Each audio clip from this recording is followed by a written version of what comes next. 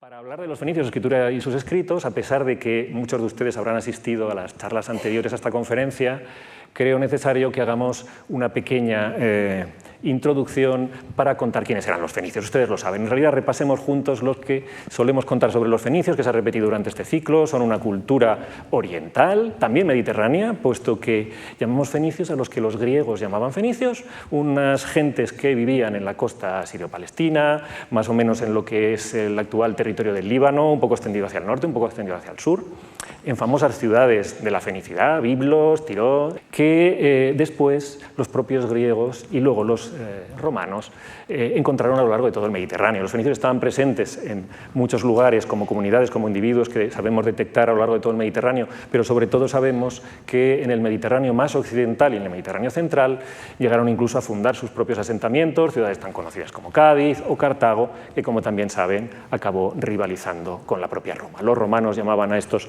fenicios del occidente, estos foeniques de los griegos, poeniki, y esa misma palabra que da lugar a nuestra palabra púnicos. Pero bueno, por resumir muy rápidamente los tópicos que sobre los fenicios la modernidad ha heredado de estos griegos y romanos que los contaban, tenemos los tópicos positivos, recurro a la cultura popular, no me he podido resistir, es un expediente al que recurrimos a menudo, las famosas viñetas de Asterix, ¿no? Este Galo, historietas que a mediados del siglo XX, a partir de finales de los años 50, dos franceses, René Goscinny como guionista, Albert Uderzo como dibujante y interviniendo también un poco en el guión, hacían para presentar una parodia del mundo contemporáneo bajo la apariencia del mundo antiguo. Había unos galos que vivían en Francia y eran chauvinistas como los franceses, que visitaban Hispania, y los hispanos eran señores con bigote mal afeitados, siempre entre la siesta y la fiesta. Eran los tópicos que los europeos de la época tenían sobre los demás y sobre los que jugaban estos dos autores, con alguna excepción, y una de ellas, que por eso lo utilizamos a menudo, son los fenicios. Sobre los fenicios no nos cuentan los tópicos que existían en la Europa de la época sobre los libaneses, por ejemplo. Alguno dirá que hubieran podido. No, hacen un acopio de los clichés que hereda un hombre culto de mediados del siglo XX de esto que nos cuentan griegos y romanos. Y ahí los tenemos, llegando hasta los confines del mundo en sus barcos para montar su tenderete, con magníficas manufacturas, son buenos artesanos y comerciantes, una fama bien merecida, como les contaba el profesor Mora en alguna de las conferencias anteriores a esta.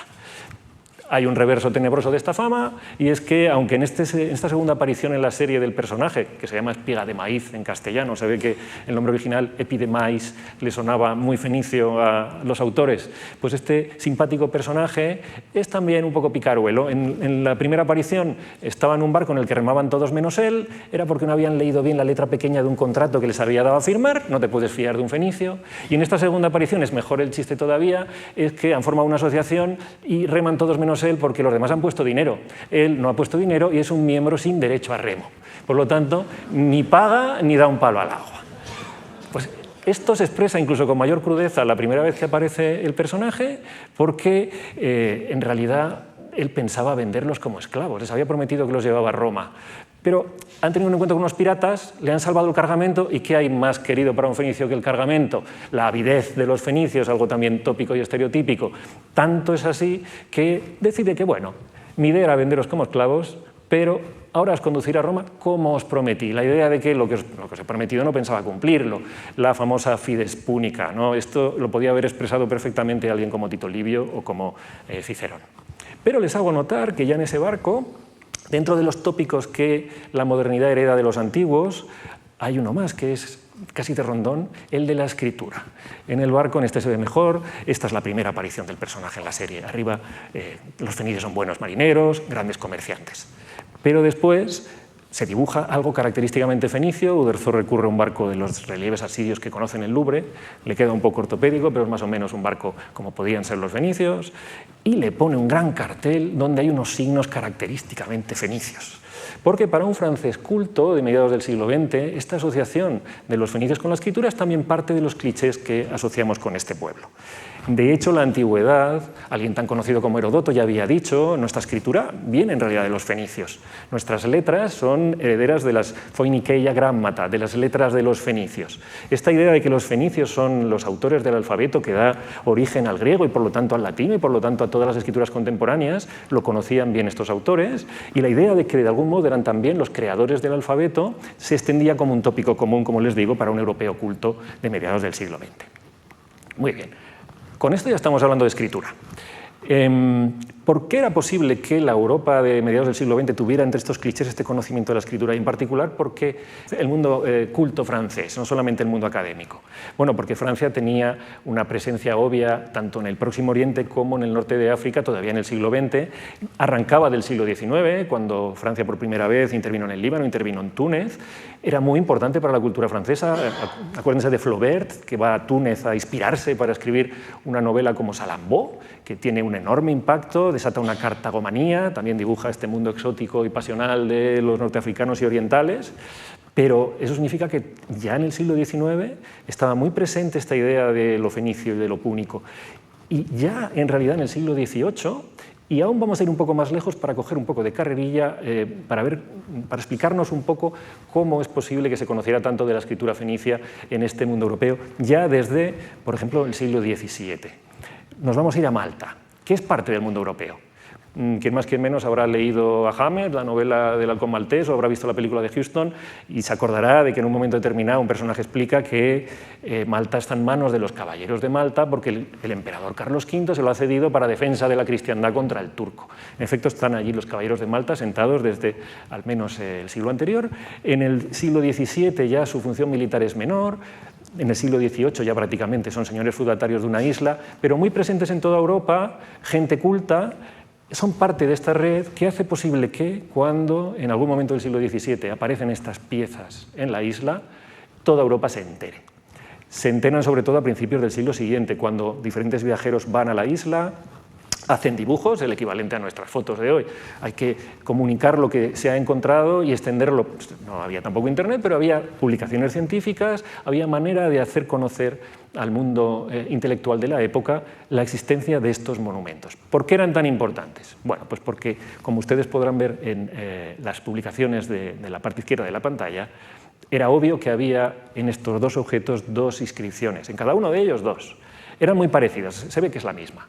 Es la misma inscripción, pero es doble. Es lo que nosotros llamamos un bilingüe. Deberíamos llamarlo bígrafo, porque lo que es seguro es que son dos escrituras. Y ya los caballeros de entonces y los primeros que examinaron las piezas dijeron, uy, esto, lo de abajo es griego, lo entendemos, es una inscripción griega. Lo de arriba debe ser fenicio, porque estamos viendo otras inscripciones, decimos que es fenicia, han traído alguna copia de cosas orientales, parece fenicio, en Malta estuvieron los fenicios, esto es fenicio. Hoy sabemos que en realidad estas inscripciones probablemente se hicieron en Tiro y no sabemos cómo llegaron a la isla. Yo creo que llegaron ya en la antigüedad, por muchos motivos que luego veremos, pero hay quien dice que incluso no. En cualquier caso, son claramente inscripciones que alguien quiso escribir en dos lenguas. Esto ya nos lleva a un mundo que es el del Mediterráneo, helenístico y romano, donde todo el mundo hablaba por lo menos una lengua y el latín, una lengua y el griego, griego casi todos. Un fenicio, veremos que más de uno en realidad, quiso en un determinado momento ofrecer estos objetos. Nosotros los llamamos cipos, los griegos los llamaban aigiei, no sabemos cómo los llamaban los fenicios, alguna sospecha tenemos, pero el caso es que se lo quisieron dedicar a una divinidad y quisieron que los textos estuvieran tanto en su lengua fenicia como en lengua griega. Cuando esto llega a los diferentes ambientes europeos donde determinados intelectuales habían ya interesados por estas escrituras, hay alguno, el más famoso de ellos, Jean-Jacques Barthélemy, que dice, tate, un bilingüe, con esto desciframos la escritura fenicia. Hasta entonces no se conocía. Desde que se dejó de usar en la antigüedad, no hay fenicio descifrable para nadie hasta el siglo XVIII. A mediados del siglo XVIII, Jean-Jacques Barthélemy va a tomar estas inscripciones y va a descifrar la escritura fenicia. Dicho pronto y fácil.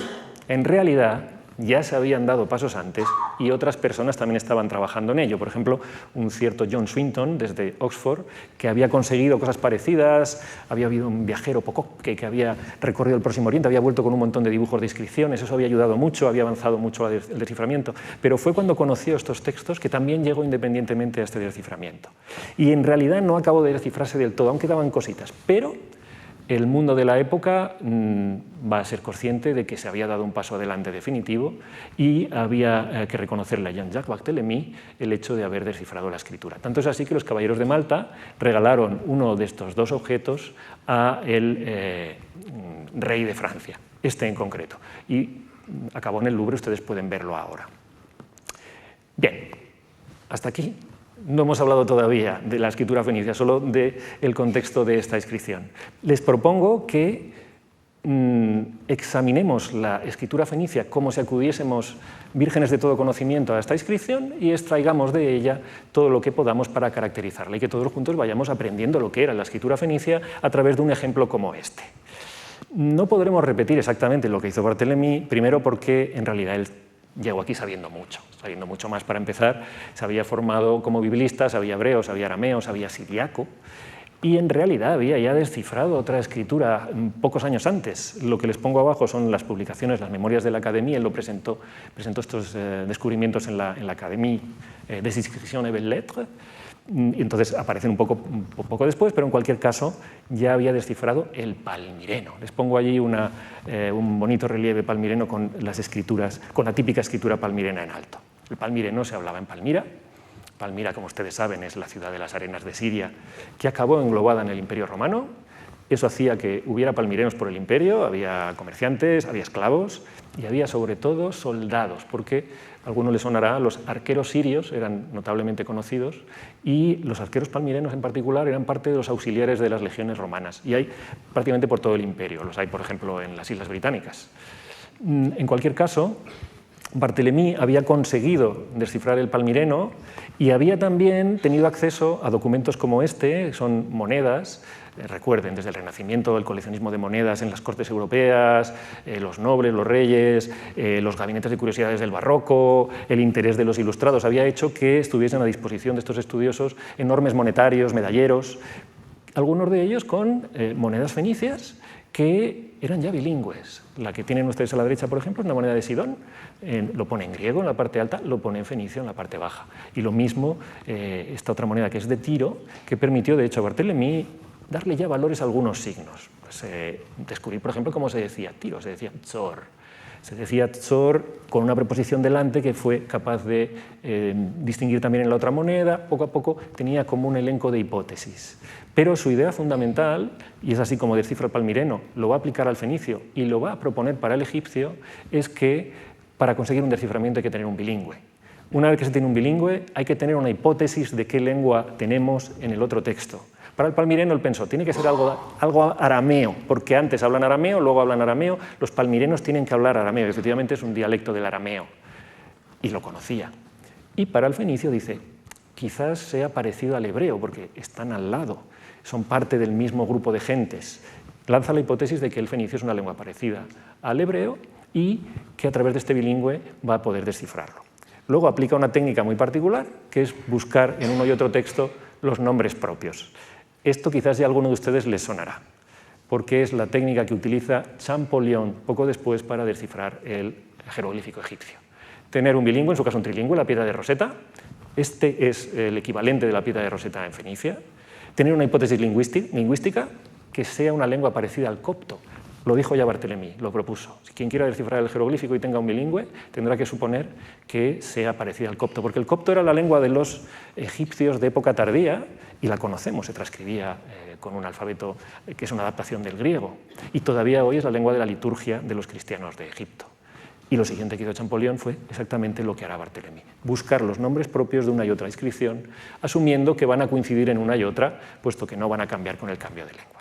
Bueno, hasta aquí lo que podemos decir de lo que hizo Barthélemy y por qué nosotros en realidad no vamos a acudir a la inscripción de la misma manera. Vamos a acudir mucho más libres para estudiarla simplemente, como les digo, para extraer características de este alfabeto. Porque nada más verlos, estos dos textos, ya podemos decir muchas cosas de ellos. Por ejemplo, que tienen un número de letras diferentes muy pequeño. 17 letras es muy poco. Y esto ya nos dice algo, nos dice que estas escrituras son alfabéticas. Porque como ustedes saben, por el concepto que subyace, dividimos las escrituras en logográficas, logoideográficas, son esas que tienen un signo para cada cosa, para cada concepto. Imagínense, una mesa, podemos hasta dibujarla, una silla. Pero claro, eso significa que tenemos tantos signos como realidades. Silabarios, una escritura silábica, un signo para cada sílaba, está mejor, estamos ya a un nivel fonético, pero imaginen en castellano, la M con la ma, me, mi, mo, mu, ta, te, ti, to, tu, sa, se, si, so, su, tenemos combinaciones de consonantes con vocal, también al revés, vocal con consonante, el, es, en, an, tenemos sílabas de 3 letras, pan, de 4, flor. Claro, también los sistemas silábicos arbitran maneras de que no se dispare el número de signos, pues vamos a decir foloro en lugar de decir flor, pero aún así hablamos de cientos. Un sistema logoideográfico son miles de signos, un sistema silábico son cientos de signos. Es imposible que encontráramos una situación como esta en la que con 17, ya muy repetidos, tengamos una inscripción de 4 o 5 líneas. Es un alfabeto. Como es el griego, lo es el fenicio. Volveremos sobre esta cuestión del alfabeto. También podemos decir que se escribe uno de derecha a izquierda y otro de izquierda a derecha. El griego lo sabíamos, además se ve muy bien en la inscripción. Ya les digo que la inscripción no está particularmente bien hecha, no se gastaron mucho dinero los fenicios que hicieron este voto. Pero, bueno, permite leer el texto griego desde luego y permite distinguir muy bien el texto fenicio, más o menos labrado. Si hubiera sido una inscripción fenicia mejor labrada, hubiéramos visto todavía mejor que está escrita de derecha a izquierda, pero se ve incluso en los signos que cada uno de ellos está trazado de un modo que cuando acaba de trazarse, como tiene que ir al signo contiguo a su izquierda, gira un poco ese último ápice, se nota que están trazados de derecha a izquierda. Cada uno de los signos a lo mejor no, pero uno detrás de otro seguramente de derecha a izquierda. Y dirá alguno de ustedes, bueno, pero no hemos dicho antes que el alfabeto griego derivaba del fenicio, ¿cómo es posible que hubiera habido un cambio? Bueno, esto es porque en los orígenes de estos sistemas alfabéticos los sentidos no estaban muy fijos. Para cuando pasa el alfabeto a Grecia empieza ya a fijarse, pero todavía hay mucha libertad y para cuando se fija en Grecia se hace de izquierda a derecha y en cambio en Fenicia se hace de derecha a izquierda. Esto que parece una banalidad es una diferencia fundamental entre las escrituras contemporáneas. Las escrituras semíticas que van a derivar en último término de la fenicia, el árabe, el hebreo, se escriben de derecha a izquierda, mientras que la nuestra, todas las que son el alfabeto latino, la griega, el cirílico, se escriben de izquierda a derecha. Más cosas. El texto griego lo podemos transcribir y eso lo podemos traducir. No tiene muchas complicaciones. Son dos hermanos, Dionisio y Serapio, en el dialecto jonio de la Koiné de la época, que son hijos de Serapio, que se dicen tirios. Vale, son los fenicios. Tienen unos nombres griegos un poco particulares, pero ahí están. Y dedican esto a Heracles fundador. Bueno, tampoco extraña mucho porque nosotros sabemos por las fuentes que estos fenicios adoraban a un cierto Heracles, que nosotros sabemos que en realidad era su dios Melkart, pero en las inscripciones en griego pues ponían Heracles. Muy bien, entendemos la inscripción. Suponemos que también va a decir esto el texto fenicio. Pero nos interesa antes de llegar tan lejos otra cosa. Si apreciamos el texto griego, este tipo que he utilizado para transcribir, sin ápices y sin nada, se puede utilizar todavía hoy en Grecia. Es una escritura mayúscula que se utiliza en cualquier tipo de rotulación. Si aprecian incluso en una inscripción no particularmente bien labrada como esta, cómo están hechos estos signos, pues pueden ver que más o menos encajan en un par de líneas, las letras son cuadraditas, esquemáticas, es de hecho una mayúscula. Esto en el mundo griego se va a desarrollar pronto, se normaliza, se formaliza la escritura, se crea una mayúscula epigráfica, para escribir los textos en público se va a utilizar este tipo de escritura y se va a mantener a lo largo del tiempo muchísimo, aunque luego utilicen ellos otra para escribir en manuscritos o para cosas cotidianas, pero utilizan este tipo de escritura. El fenicio nunca se va a normalizar y esto va a tener muchas consecuencias. En el fenicio, siempre que vemos una inscripción, vamos a ver estos caracteres con líneas muy sueltas, semicurvas, lo que llamamos con rasgos cursivos. Está cerca de la escritura que utilizaban cotidianamente. A lo mejor cotidianamente podían utilizar una forma un poco más rápida, casi como llegando a la letra de médico, y efectivamente sabemos que desarrollan una cursiva propiamente dicha. Pero incluso aquella letra que dibujaban perfectamente y trasladaban a las inscripciones es parte de las letras que aprendían en ese momento y en ese lugar, lo que tendrá también interesantes derivaciones. Como ven, aunque está cerca de lo que los paleógrafos llaman una escritura de 4 líneas, son 4 las referencias, hay letras que nacen arriba, otras que se descuelgan, en realidad no todas acaban en el mismo lugar, no todas tienen los ojos del mismo tamaño, no está normalizada.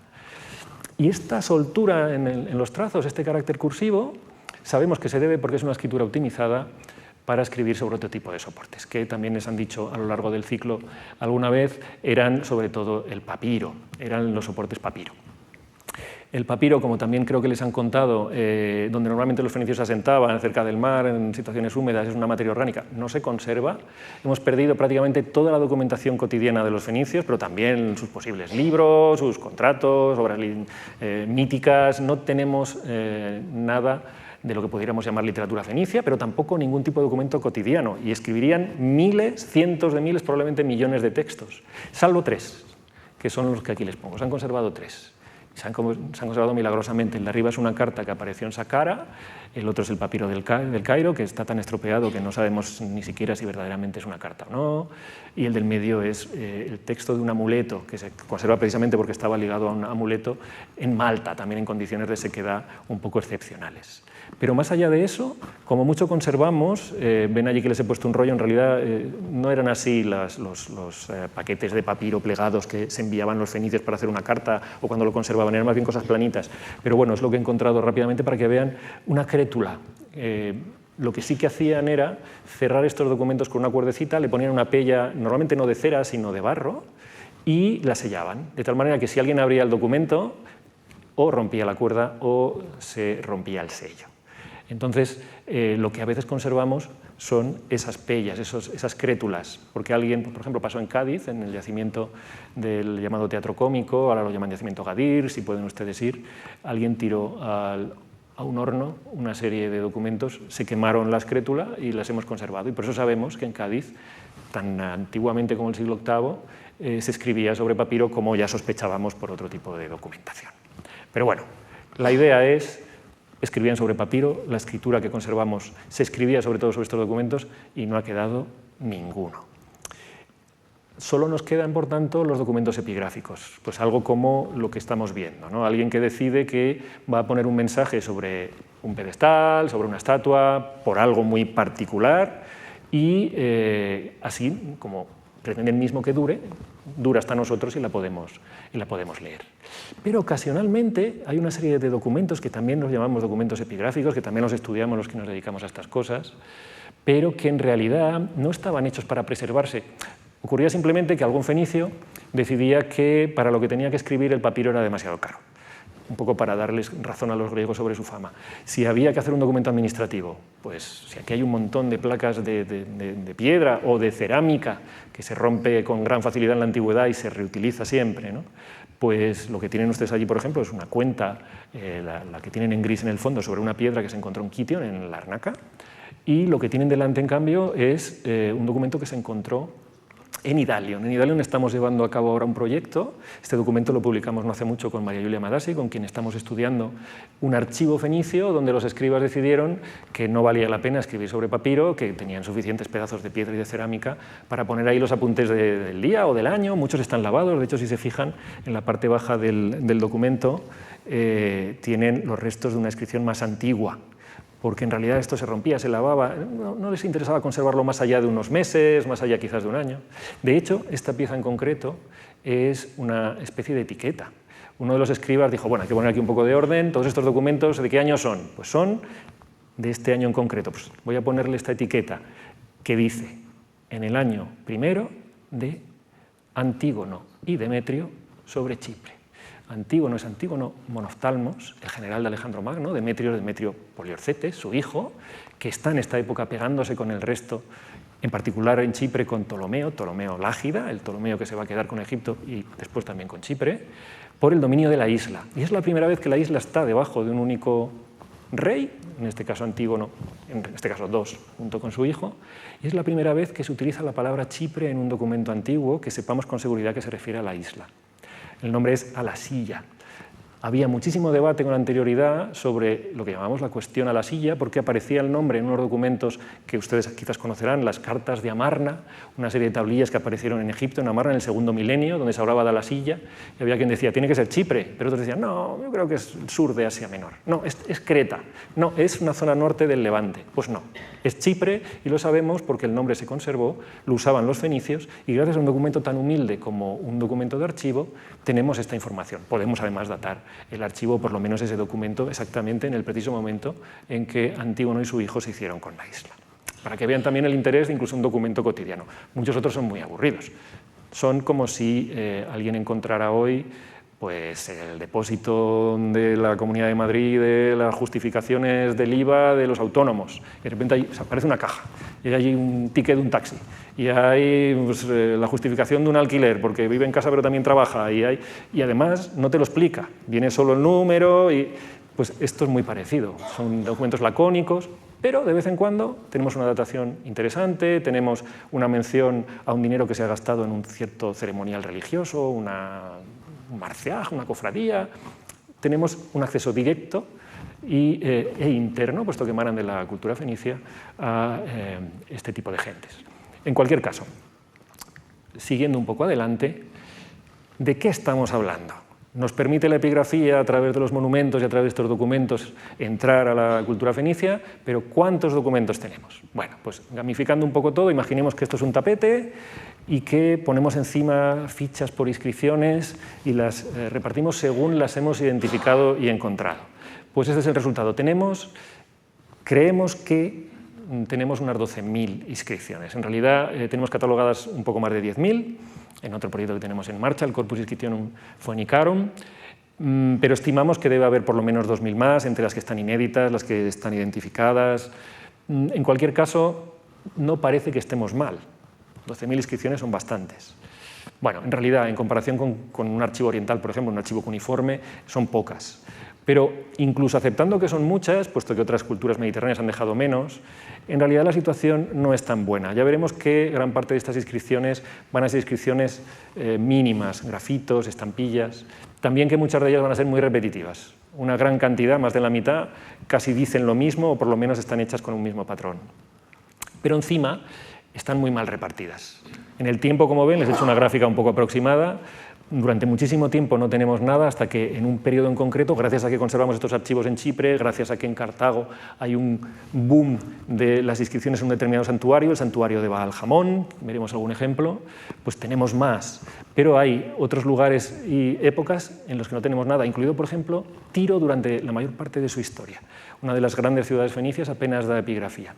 Y eso se debe a que los factores para que conservemos estos textos son muy variados. Hay un filtro continuo entre lo que se escribió, después lo que se conservó porque se podía conservar, el tipo de daño que ha podido sufrir un monumento. Piensen que si están escritas sobre piedra o sobre mármol, el mármol se quema sistemáticamente para crear cal. Si son otro tipo de textos pueden estar menos protegidos en unas áreas que en otras, pero luego llega la historia moderna de cada lugar, las destrucciones, el interés, la investigación desarrollada. Piensen, por ejemplo, como en Italia, gracias a que tienen presencia fenicia en Sicilia y en Cerdeña, han tenido una actividad arqueológica muy intensa y han conseguido identificar muchas inscripciones. También en la península, porque los arqueólogos españoles también han sido protagonistas de la arqueología durante los últimos decenios, tenemos muchos más textos.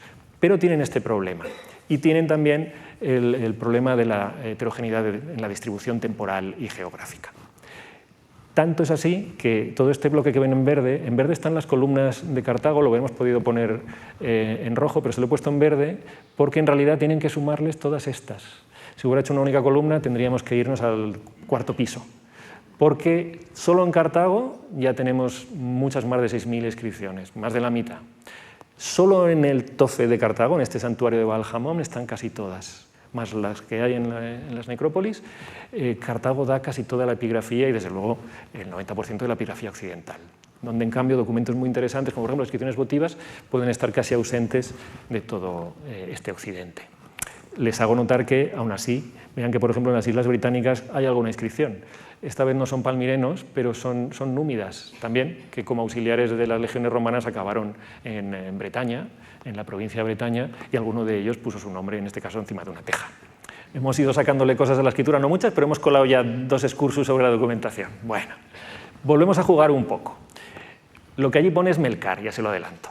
Es en realidad justamente el lugar donde antes señalábamos Heracles. Pero hay una cosa importante sobre el hecho de que la escritura fenicia nunca se normalice o formalice, y es que siempre que aparece, incluso sobre un documento epigráfico, aparece tal cual se escribía en ese momento y lugar. Y como no hay una mayúscula epigráfica normalizada, no hay ninguna obligación de que la escritura se ancle a un determinado tipo más conservador y que varíe poco. La escritura latina y griega varían, pero no mucho. Los paleógrafos son capaces de utilizar las inscripciones para ir datándolas, pero en realidad, ya ven, la mayúscula griega la podemos utilizar todavía hoy y podemos leer incluso, y las inscripciones latinas, por supuesto, como si fuera nuestro propio alfabeto. Y en cambio en fenicio, como no existió este anclaje, las letras variaron mucho en el tiempo y en el espacio. muchísimo. De hecho, aprenderse el alfabeto fenicio significa aprenderse muchos alfabetos, diferentes tipos de escritura, por lugar y por tiempo.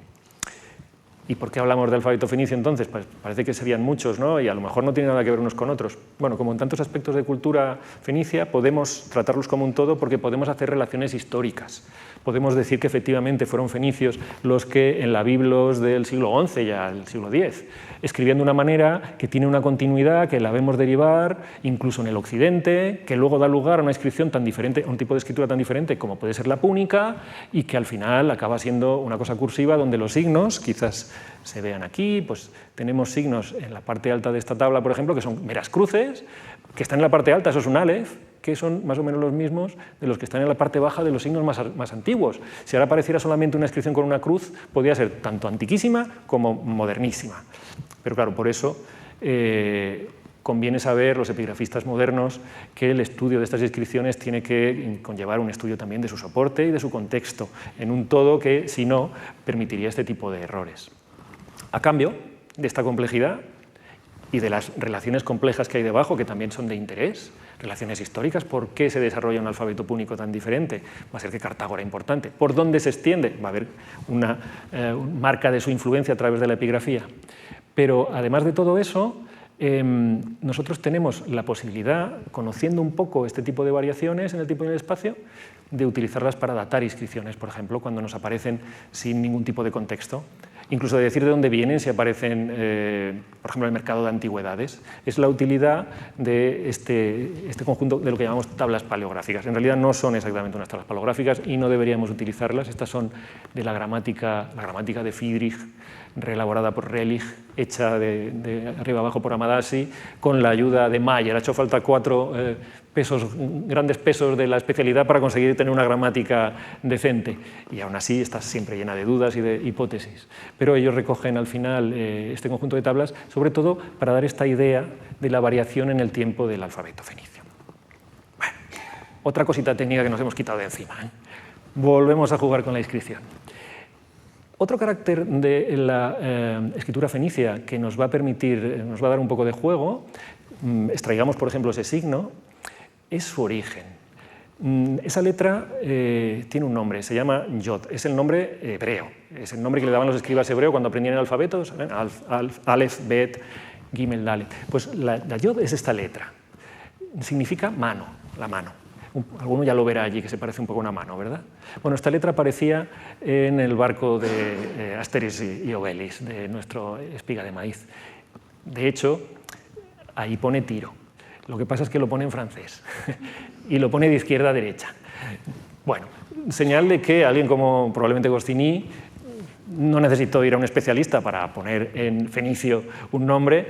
A cambio no lo hizo bien, pero estaba muy familiarizado, podía tener en su biblioteca un signario fenicio, ¿no? Pues el signo del medio es esa yod, muy evolucionada por aquello que les contaba, evoluciona en el tiempo.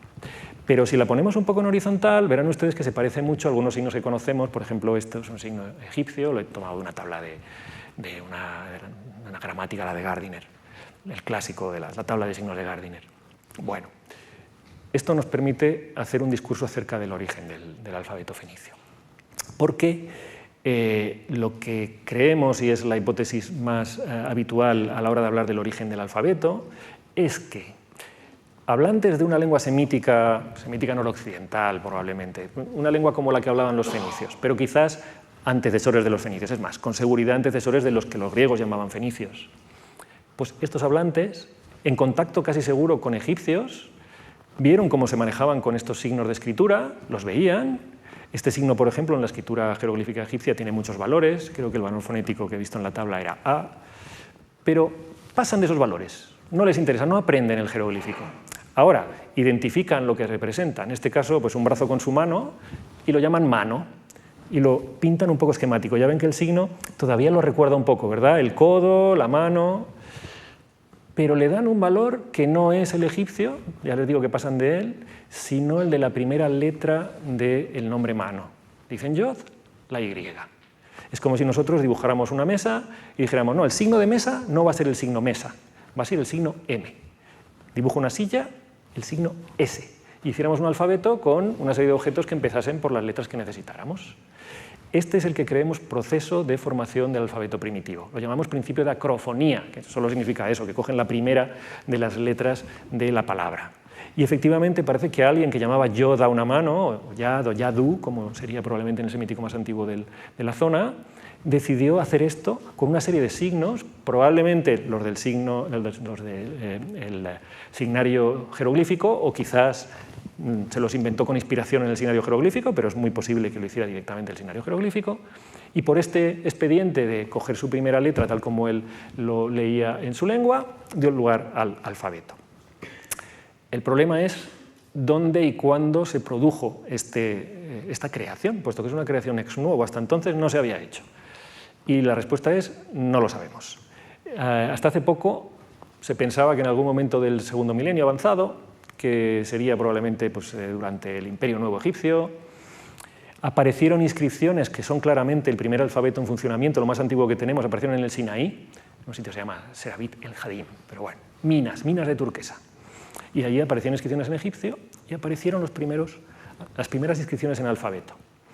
Muchos propusieron que ahí estuviera el lugar donde el contacto entre semitas y egipcios había dado lugar a este alfabeto. Los que allí trabajaban, semitas al servicio de los egipcios, pues lo habrían desarrollado en esas circunstancias, un poco de cautividad, y luego lo habrían llevado al Levante, pues de algún modo tintes de éxodo, si se fijan, ¿no? Bueno, es una hipótesis que hubiera nacido en Egipto, que fueran estos semitas bajo el yugo egipcio, pero en realidad es una hipótesis demasiado directa.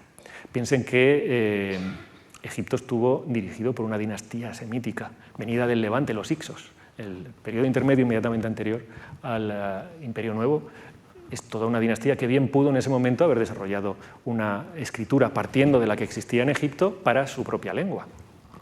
O piensen en las relaciones que tenía Egipto con la zona levantina desde muy antiguo, Biblos. Biblos tiene un carácter egiptizante desde prácticamente la edad del cobre, pero desde luego en la edad del bronce más antigua, media y reciente. Y encima en Biblos sabemos que había escribas que sabían jeroglífico, sabían también cuneiforme mesopotámico y desarrollaban escrituras. Tenemos alguna escritura en Biblos que no hemos descifrado todavía, que crearon ex novo también los bibliotas, que no es alfabética. Así que era un mundo en el que estos desarrollos se daban. Pudo darse en alguno de estos lugares. El lugar, pero el tiempo quizás haya que ir levantándolo más y más, porque hoy sabemos que en el segundo milenio, en esa fase final, el alfabeto estaba en uso regular. Para cuando llegamos a esa época, al 1500, 1400, ya el Levante escribe regularmente en alfabeto. Lo sabemos por los hallazgos de la ciudad de Ugarit, que a ustedes les habrá sonado. Bueno, recuperaremos esta idea después, pero de momento quédense con eso, que tenemos que irnos a un horizonte. Hay quien dice en el 1800 a.C., hay quien dice no, más, 2000, más del 2000, en el tercer milenio. Bueno, no lo sabemos, pero no está mal para un signo, ¿verdad? Nos ha dado de sí. Esto es obligado, se lo pongo un poco porque de verdad si no se lo digo reviento, pero comprendo que va a ser un poquitín técnico.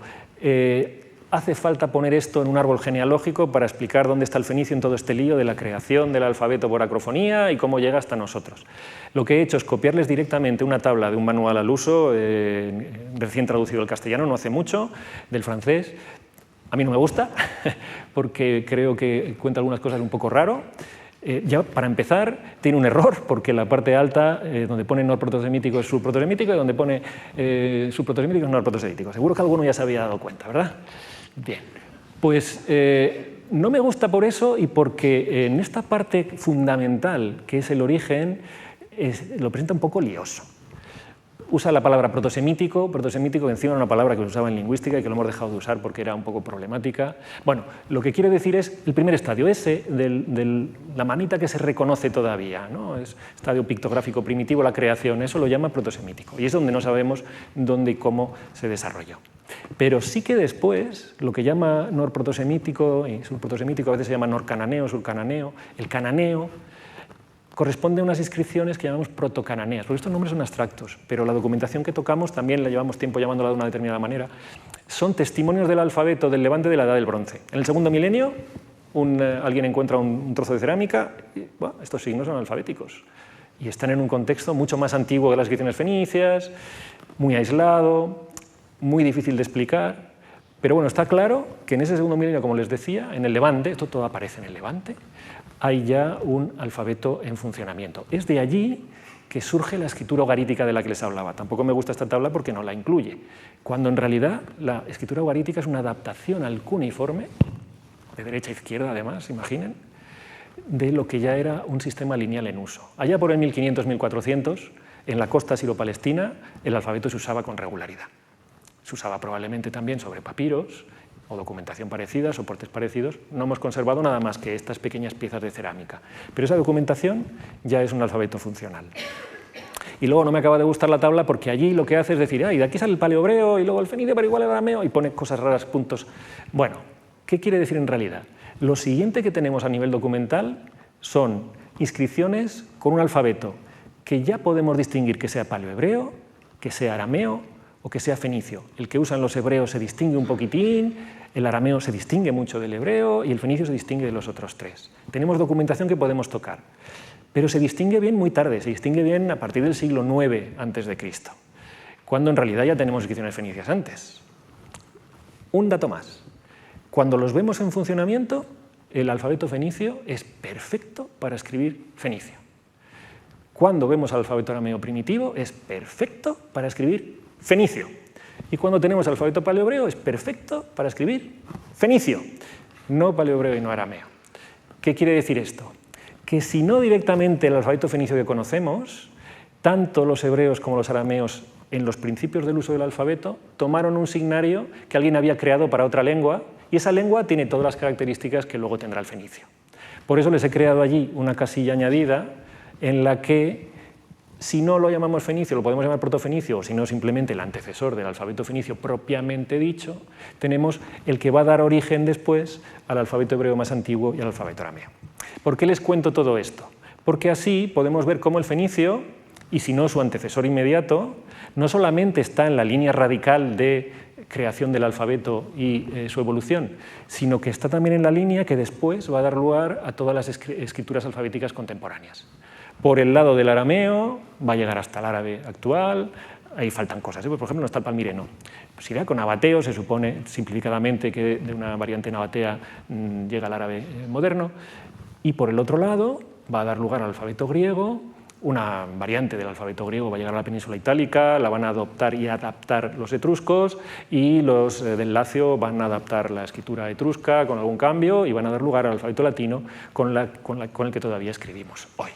Esta es un poco pues, la posición y la importancia del fenicio. Pues esto era casi lo más técnico de esta parte de la conferencia. No queda ya mucho, pero aún nos quedan cosas que decir del alfabeto. Una es fundamental. Si uno ve el texto griego, lo primero que ve es que sí, tenía pocos signos, pero es que todavía menos se repiten mucho. 5, 6, 7 signos se repiten constantemente y lo hacen de forma alternativa. ¿Qué va a ser esto? Las vocales, que en cambio en la inscripción fenicia no aparecen. No hay signos que se repitan con esta frecuencia, no hay signos que se intercalen para articular. El alfabeto fenicio no solamente se escribe de derecha a izquierda, es de carácter cursivo, tiene un origen pictográfico, todo esto, como hemos dicho, es además consonántico. Lo que hace que muchos digan, bueno, pues entonces no es exactamente un alfabeto. Bueno, hay muchas definiciones de alfabeto, lo importante es que nos movemos a nivel fonémico. Pero es verdad que en esa concordancia del signo con el fonema o del fonema con el signo, ningún signario es en realidad perfecto, tampoco el nuestro. Nuestro alfabeto es muy funcional, pero hay letras que no tienen fonema, tenemos que leer algunas saltándonoslas, si hay una Q con la U no se lee. Tenemos una letra como la X que son dos fonemas, la K y la S, y tenemos otras letras que necesitamos dos para hacer un fonema, la Che. Todas estas cosas que son parte de la historia de la escritura, que son bastante habituales, ocurrían también en la antigüedad con los alfabetos. Ningún alfabeto, como les digo, es perfecto. Pero la clave fundamental, más allá de querellas nominalistas, si lo podemos llamar alfabeto o no, si fueron los griegos los que de verdad convirtieron con las vocales lo que tenían de los semitas en un verdadero alfabeto, lo importante es que redujeron el número de signos a aprender tanto que cualquiera podía hacerlo. Y rompieron definitivamente el monopolio del control de la escritura que tenían los escribas de la antigüedad. Gente profesional que le dedicaba la vida a aprender la escritura, desde pequeños, gremialmente, que aprendía cada signo, con cada signo, listas enormes de signos a memorizar, aprendía la realidad, enciclopedias, que aprendía después a redactar los textos, cómo había que hacerlos de la manera correcta, y que solamente ellos podían hacerlo puesto que cualquier persona fuera de ese círculo no podía dedicarle la vida. Y en cambio ahora, 17 signos, 22 en realidad tiene el alfabeto fenicio. En esta inscripción aparecen 17, pero el alfabeto fenicio tiene 22 y el griego unos pocos más. Entonces puede aprender cualquiera. Y efectivamente eso es una potencialidad que no siempre se desarrolla, lo de poderla aprender fuera de un contexto escribal, pero ya empezamos a verla en el mundo fenicio. Por ejemplo, empezamos a ver que hay muchos artesanos que saben escribir. Igual no sabían escribir una carta, igual no sabían redactar un contrato, pero sabían las letras, sabían escribir, sabían poner su nombre, sabían utilizar las letras, por ejemplo, para montar objetos, las utilizaban para montar cajas de marfil, para montar barcos. Tenemos listones de un barco en Sicilia, en Marsala, llenos de letras fenicias, porque los hacían en serie. Era un barco púnico de la época de la Primera Guerra Púnica y, obviamente, la necesidad, pues utilizaban la escritura para su trabajo diario. Por lo menos en los ambientes artesanales había gente que sabía escribir y que no se diferenciaban de los demás. No eran escribas profesionales ligados a una corte o a un círculo de poder. Bueno. Y en realidad con esto ya casi hemos acabado lo que queríamos decir de las inscripciones, pero antes de abandonar a nuestra bilingüe que dio origen al desciframiento del alfabeto fenicio, justo es que lo retomemos y que recordemos cómo había hecho Barthélemy para descifrarlo. Él proponía que se buscasen nombres personales, los veía en el texto griego. Bueno, pues efectivamente, como tenemos encima dos que se llaman igual, pues estos serapios, el hijo y el padre, si encontramos cadenas, aunque no las entendamos, que se repitan cerca en el otro texto, serán los nombres de estos dos personajes. Y efectivamente los hay. Lo que pasa es que Barthélemy tiene mucho mérito que llegara donde llegara, también donde llegó Swinton, donde llegaron todos, porque no es la única cadena que se repite, y encima, cuando le dio los valores del texto griego, pensando que era la única cosa que iba a ser leída de la misma manera en ambos textos, pues resulta que no. Pero sí fue capaz de ver que alrededor de estos nombres había estas palabras. Ben, él sabía que en hebreo significaba hijo, pensó a lo mejor es una sucesión de parientes, vio que efectivamente es que había dos personas más, hay una persona más que en el texto griego, aquí aparece hasta el abuelo, y pensó, bueno, pues a lo mejor lo del medio dice que estos son hermanos, y efectivamente distinguió la palabra para hermano, fue capaz de leer que se declaraban siervos, distinguió al dedicante, que en realidad eran varios, tus siervos, Abdosir y su hermano Orishamar, los dos hijos de Orishamar, hijo de Abdosir. Este es el mismo procedimiento que aplicaría después Champollion. De hecho, para el centenario del desciframiento de la escritura egipcia, no hace mucho, de un par de años, se recuperó un poco la figura de Barthélemy, incluso estas piezas, precisamente para recordar que ya había sido pionero en este tipo de desciframientos. Con esta dificultad, Orishamar significa, es un nombre fenicio. Los fenicios a los niños cuando nacían les ponían un nombre que los ponía debajo de la protección de un dios. En este caso, de Osiris. Y bueno, pues no es un dios fenicio, sí lo es. Los fenicios tienen tal contacto con los egipcios que incluyen en su panteón al menos Osiris y Isis, también Amón, con total normalidad.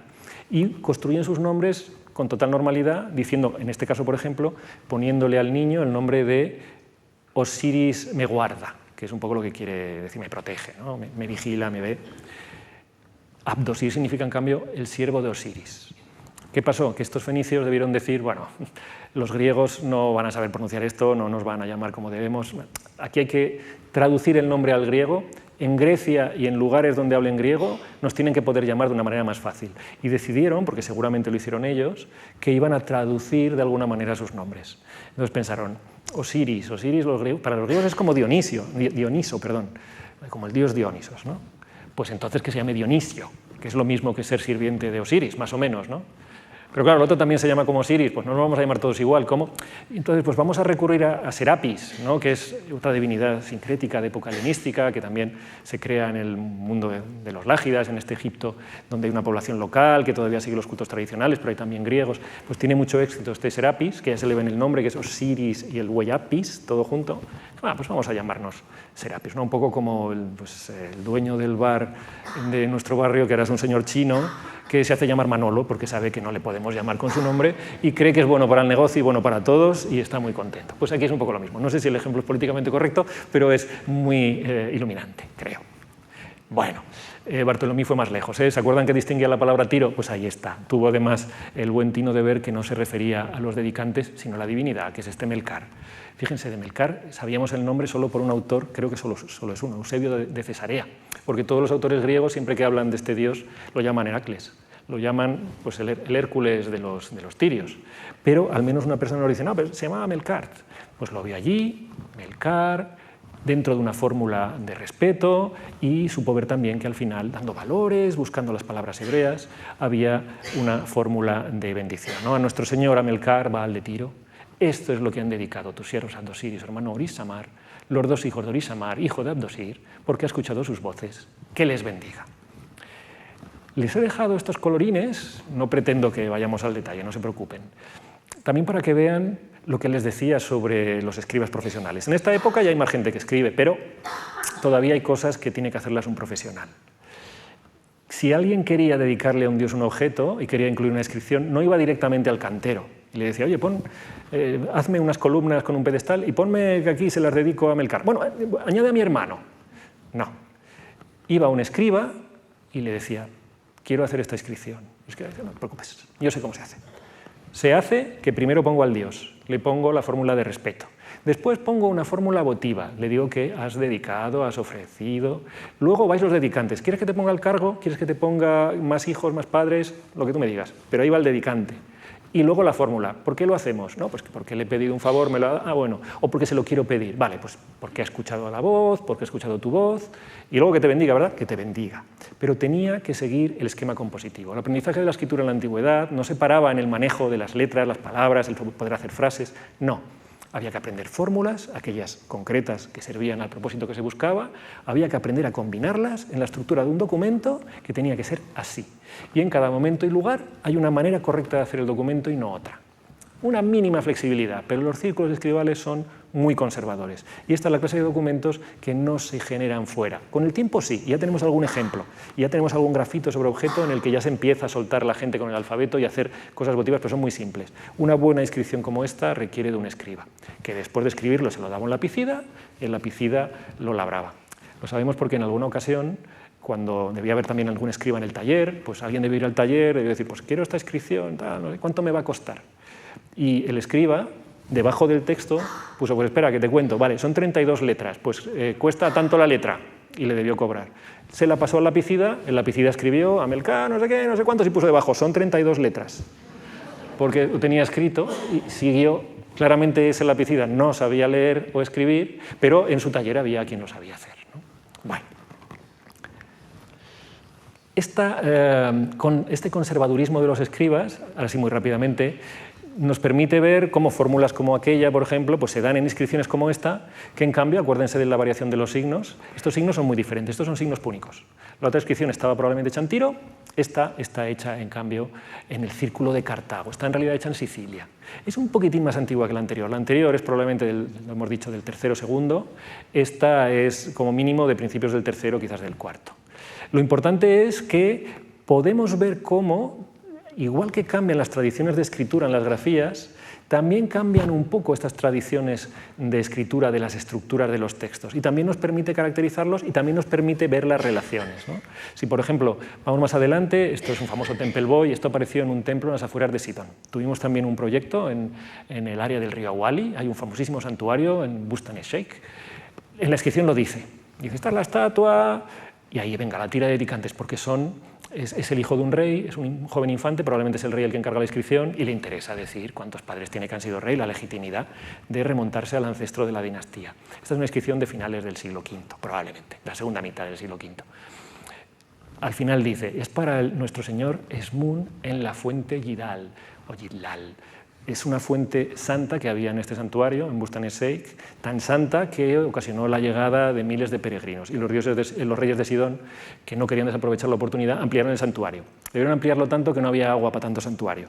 Así que decidieron hacer un canal 3 kilómetros arriba para que le trajera agua a la fuente, porque la fuente sería sacra, pero el agua podía venir perfectamente de 3 kilómetros más arriba. Pues bien, lo recorrimos y 3 kilómetros más arriba hay un embalse todavía hoy, y ahí había una inscripción fenicia de un antepasado de este señor que decía, he hecho este embalse para que haya agua en la fuente Yidlal. Bueno, pues en estas inscripciones había siempre un escriba detrás. Vean cómo aquí la estructura es un poco diferente, pone primero lo que ha dedicado, la estatua, luego esa fórmula. Pues bien, si esto está en el siglo V sidonio, En una inscripción como la Astarte de Sevilla tenemos una estructura muy parecida. Esta inscripción se la puso el profesor Eduardo Ferrer hace unos días porque apareció en las afueras de Sevilla, en el carambolo, el famoso carambolo, el tesoro del carambolo. El tesoro es una parte de lo que aparece, pero aparece, aparte de estructuras magníficas de un templo con un doble altar, pues apareció también esta estatuilla de Astarte con una inscripción fenicia donde también unos hermanos le dedican a Astarte. Las grafías son del 700, finales del siglo VIII, muy arcaicas, y sin embargo la estructura de la inscripción es bastante parecida a la otra. Las fórmulas cambian un poco. Aquí dice, porque ha escuchado la voz de sus palabras, plegaria atendida, gracia concedida, ¿no? De hecho, estas inscripciones, también les habló el profesor Ferrer, son el reflejo, y por eso tienen también tanto interés, de una parte importantísima de la ideología de los fenicios, y es que se relacionaban con los dioses de esta manera según la cual eran los siervos de los dioses los habían creado para que les dieran servicio, había que tener un culto regular, acudir al templo, hacerle sacrificios, tener el templo en condiciones, darle una casa, perfumados, ponerle incienso y mirra, cantarle para entretenerlo. El culto era la sublimación de estos cuidados como los que se le hubiera podido dar a un rey. Pero de vez en cuando también se podía ir, como se iba el rey, a pedir cosas. Y había dos opciones. O se iba y se le decía, necesito un hijo, que me salgan bien los negocios. Si me lo concedes, te haré una ofrenda. Cuando se lo concedía y hacían la ofrenda, añadían, porque ha escuchado la voz de sus palabras. Gracia concedida. Había otra posibilidad y era hacer el regalo antes, una especie de soborno. Te regalo trono, y en ese caso utilizan otra fórmula diferente y en lugar de decir porque ha escuchado la voz, dice para que escuche la voz de sus palabras, ¿no? Esta relación íntima con los dioses las vemos en estas inscripciones. Vemos también no solamente cómo se llama cada uno, que ya nos da un acceso a la religiosidad de la familia, sino también qué dioses adoraban. Aquí tenemos a Astarte, allí teníamos a Esmun. Es una puerta abierta a la religiosidad de estas gentes. Bueno, y ahora ya estamos llegando al final de la conferencia, no se preocupen. Solamente les voy a exponer un poco más a documentación. Esto que veíamos, tan útil, de las estructuras de las inscripciones, también limita un poco el tipo de documentos. Es lo que les decía de que acaban siendo un poco repetitivos. Pero ocasionalmente, muy ocasionalmente, dentro de estas estructuras votivas, alguien se alargaba. Alguien iba al escriba y le decía, quiero contar esto, y el escriba le decía, vale, hay que poner esto, esto y lo otro. Pero si era un rey, como por ejemplo el rey Jehumil de Biblos, que allá por el siglo V, esa inscripción que tienen ustedes a la derecha del todo, dice, no, pero yo quiero contar aquí que le he regalado a la diosa un patio, unas columnas, unas inscripciones doradas. Todo esto lo quiero poner y quiero contar qué es porque la diosa me ha favorecido, me ha hecho rey, yo soy rey por la gracia de Astarte. Todo eso lo quiero contar. Entonces el escriba decía, vale, pues dentro de la estructura del texto votivo te meto todo esto. Hay muchos textos fenicios, muchos textos no, tenemos unos pocos textos fenicios que se alargan un poco más y nos cuentan más cosas y nos dan acceso a más vocabulario, gracias a que la estructura votiva les permite este tipo de alardes. Lo mismo esta placa. Esta placa, por ejemplo, apareció en Italia, en Pirgi, en las afueras de Roma, como quien dice, en zona etrusca, en Cerveteri.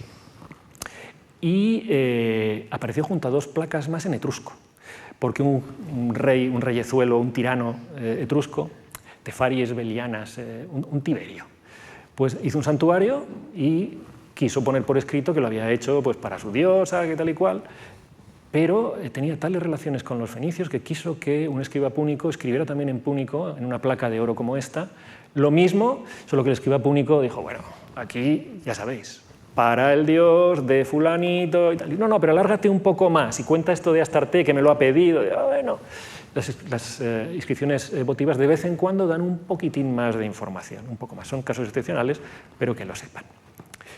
Las inscripciones votivas también aparecen sobre objetos variadísimos, hemos perdido muchísimas porque eran sobre objetos valiosos y cuando la inscripción estaba directamente, como en la Astarte es un milagro que se haya conservado, porque si están sobre estatuillas metálicas todas se funden, el metal tiene valor intrínseco, pero en algún caso sobre piedra, aunque muchas también se queman para cal o se reutilizan como cascote, alguna queda, tenemos sobre lucernas, tenemos sobre instrumentos musicales, sobre cémbalos, para que vean un poco la variedad de objetística con la que nos manejamos, ¿no? Pero les decía que las inscripciones votivas son la gran mayoría, eso que hemos visto en esa inscripción que hemos visto del Tophet de Marsala, era la que les he puesto antes, no se lo he dicho, es de ámbito cartaginés, venía de Sicilia, era de Marsala, del Ilibeo. Pues en Cartago como esa, 6.000. Pero también hay muchas inscripciones funerarias, como esta que tienen aquí. Porque si era muy importante para un fenicio dejar constancia de que había hecho un acto votivo, por eso tenemos esas inscripciones, porque alguien quería que se supiera que había sido él, no otro, que a ese Dios en particular, que lo tenía que recordar, le había hecho ese regalo, esa ofrenda, ese sacrificio. De la misma manera, era muy importante ideológicamente para un fenicio que se recordase dónde estaba enterrado. A veces bastaba con que hubiera un cipo, un elemento arquitectónico y que la comunidad lo recordara, pero había quien podía pagarse un escriba y que prefería que estuviese su nombre por escrito para que nadie lo olvidase. ¿Por qué? Porque morirse para un fenicio era una cosa obviamente tremenda como para nosotros, tenían una escatología pesimista, es una manera que tenemos técnica de decir que no pensaban que después de morirse pasase nada bueno, ellos pensaban que acababa uno en la tierra pasando sed y hambre, con el polvo en la boca, y el único modo de tener un pequeño alivio era que los familiares se acordasen de uno y acudiese a la tumba de vez en cuando a alguien, hiciese una libación, un poco de vino, dejase un poco de pan, una ofrenda funeraria, porque el recuerdo en el futuro de un difunto es fundamental para su tranquilidad en vida, y que se sepa dónde está enterrado y que nadie modifique su tumba para que se pueda seguir yendo allí a darle un poco de alivio era fundamental para ellos. Y por eso aparecen estas inscripciones que son tan sencillas como que dicen tumba de alguien. Tumba es la palabra keber, es la misma raíz árabe que probablemente da lugar al castellano macabro, ¿no? Es keber. Bueno, pues la tumba en este caso es de una mujer, se llama Sibbolet, que significa la espiga. Si alguien quiere ideas para llamar a una futura bebé niña, pues es un bonito nombre, espiga. Pero la palabra Sibbolet aparece también en un episodio bíblico, se lo dejo como deberes que lo busquen, porque quizás no es tan bonito el episodio bíblico. Pero bueno, en cualquier caso, nosotros sabemos que este nombre lo llevaban al menos un par de mujeres en el norte de África, de ámbito fenicio-púnico. Y aquí ella se entierra y tiene a bien decirnos que era comerciante en puesto municipal. Dice la mercader de la ciudad, dice literalmente.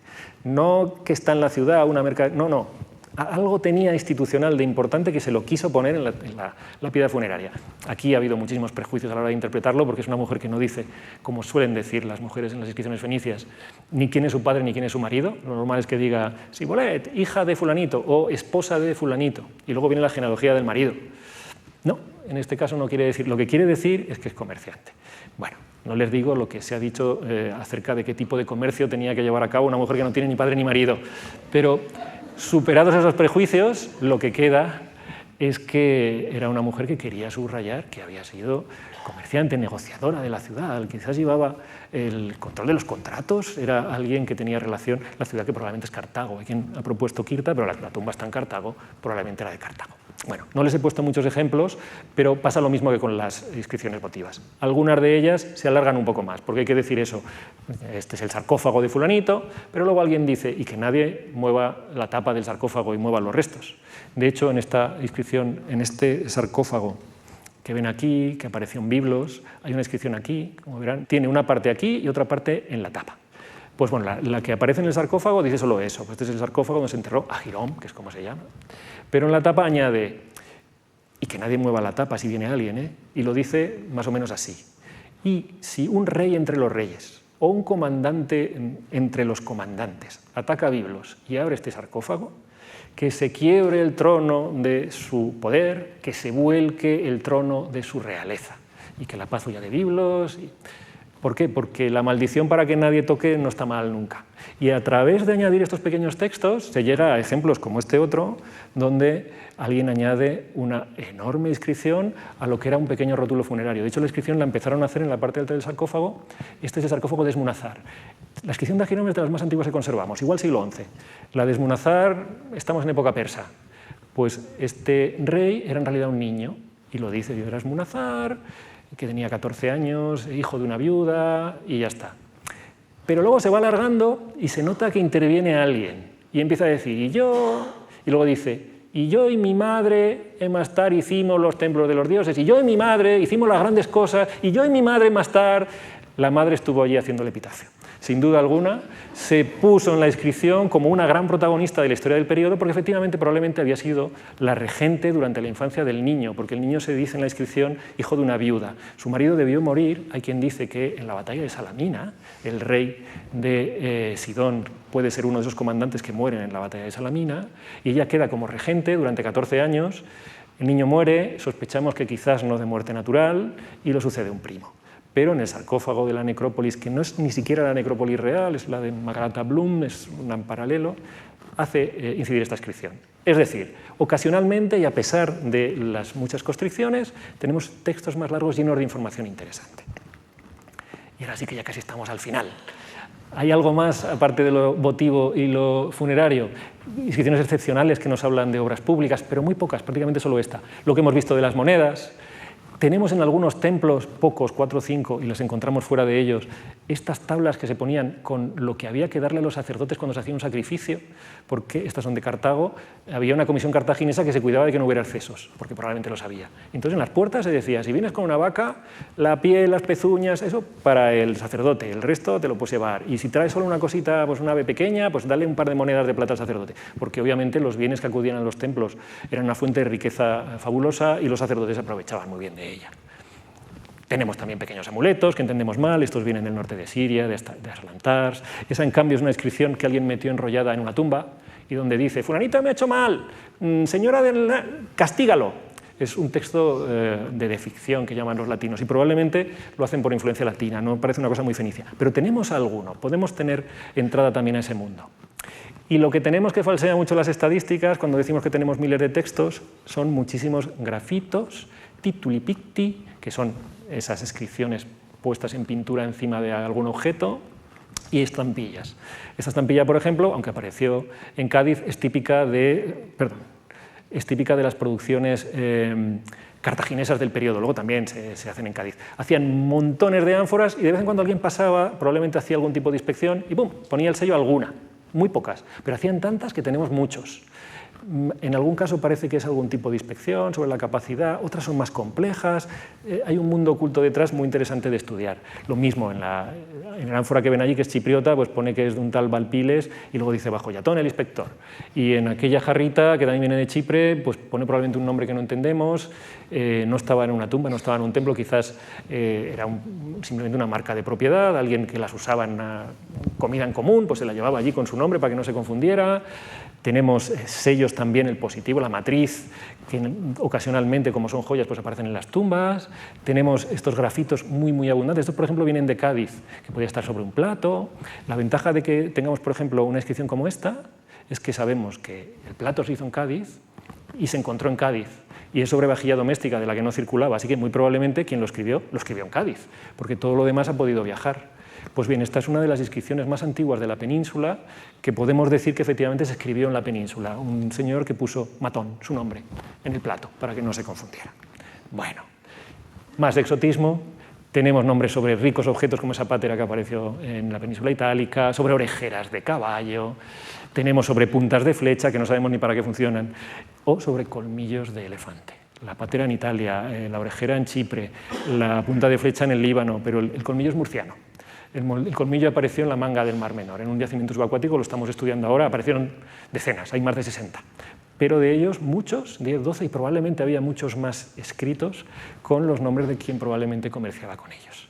Este mundo de los grafitis se va tan de las manos por aquello de que hay mucha más gente que sabe escribir, que hay grafitis hasta en las rodillas de uno de los colosos de Ramsés II en el templo de Abu Simbel, en Egipto, que alguno de ustedes habrá visitado. Pues alguien se encaramó y entre inscripciones en griego y en arameo y alguna contemporánea, porque hay gamberros en toda época, hay inscripciones fenicias. Y hay inscripciones incluso, y con esto ya acabo, sobre espolones de barco, que es un hallazgo también muy excepcional, pero no único. Tenemos 2 o 3 inscripciones fenicias, 2 ya publicadas, hay alguna más inédita, probablemente salgan más, de las que se encontraron en los fondos marinos de las Islas Hégadas. Y corresponden a un momento histórico que conocemos, que es la batalla que dio final a la Primera Guerra Púnica, y aquella que derrotó a los ejércitos cartagineses. Una flota cartaginesa acudía en auxilio de las tropas cartaginesas en tierra, le sorprende una flota romana, que en aquel momento ya había aprendido cómo hacer en serie las naves copiando a una nave cartaginesa. Son idénticos los rostra, los espolones de unas y otras naves, pero en el encuentro que vencen los romanos claramente, caen al mar espolones con inscripciones también en latín e inscripciones en púnico, que hablan de los que las realizaron. Pues bien, estos espolones testigos de esa batalla son los que los que lo escriben hablan, por ejemplo, nos dan entrada a un pequeño mundo de cómo funcionaban en Sicilia los fundidores de estos bronces, en la inscripción latina hablan de los cuestores, pues algo parecido. Pero lo importante es que son testimonio de esta batalla que obliga a rendirse a las tropas cartaginesas, les obliga a dejar Sicilia, les obliga a dejar Cerdeña y les obliga a buscar en otro lugar ese mismo dominio territorial que antes tenían, y lo van a buscar en la península ibérica. Va a ser el momento clave que va a provocar que los bárcidas inicien su penetración en la península ibérica. Bueno, pues esta relación con hechos históricos de un cierto interés, o por lo menos conocidos, la vemos también a través de las inscripciones. Pero yo solo quería exponerles un poco al tipo de documentación que tenemos. Esta es un poco excepcional. Espero que con esto, por lo menos, hayan quedado con una cierta imagen, no solamente de lo que hacemos, sino también con qué lo hacemos, y si la conferencia no les ha parecido interesante, por lo menos que hayan apreciado el interés de estos documentos, que era un poco lo que yo pretendía. Muchísimas gracias.